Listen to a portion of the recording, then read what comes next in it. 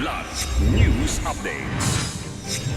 Mga balita ngayon, tip-off ng mga sumukong NPA nagbunga ng pagkakasamsam ng 10 high-powered firearms sa Agusan del Sur.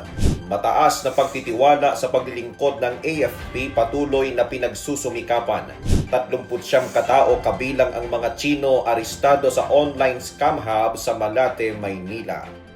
Ako po si Cesar Soriano para ihatid ang nangungunang mga balita sa buong kapuluan ngayon. Sa Agusan del Sur, nasamsam kamakailan ng pinagsanib na puwersa ng Army at PNP ang 10 high-powered firearms matapos ang impormasyon mula sa dalawang rebelding NPA na sumuko sa militar.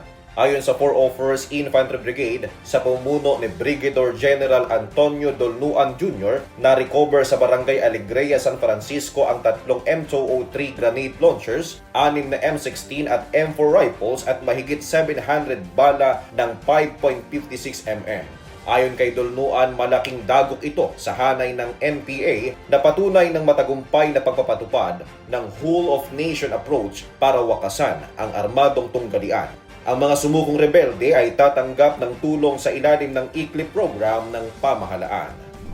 Tiniyak ng Armed Forces of the Philippines o AFP na patuloy nitong pananatilihin ang profesionalismo at tapat na paglilingkod matapos makakuha ng mataas na tiwala at kasiyahan mula sa publiko batay sa Okta Research, tugon ng Masa Survey. Ang survey noong Setyembre 23 hanggang 30, umabot ng 73% ng mga Pilipino ang may tiwala sa AFP na may net trust rating na plus 66 at performance rating na plus 68. Ipinakita rin ng resulta na 83% ng mga mamamayan ang sumusuporta sa pagtatanggol sa West Philippine Sea o WPS, habang 78% ang naniniwalang kayang protektahan ng militar ang bansa laban sa panlabas na banta. Ipinahayag ng AFP na ang mataas na tiwala ay bunga ng disiplina, sakripisyo at profesionalismo ng bawat kawal ng bansa. Ginawa ang survey sa pamamagitan ng face-to-face interviews sa 1,200 male and female respondents, edad 18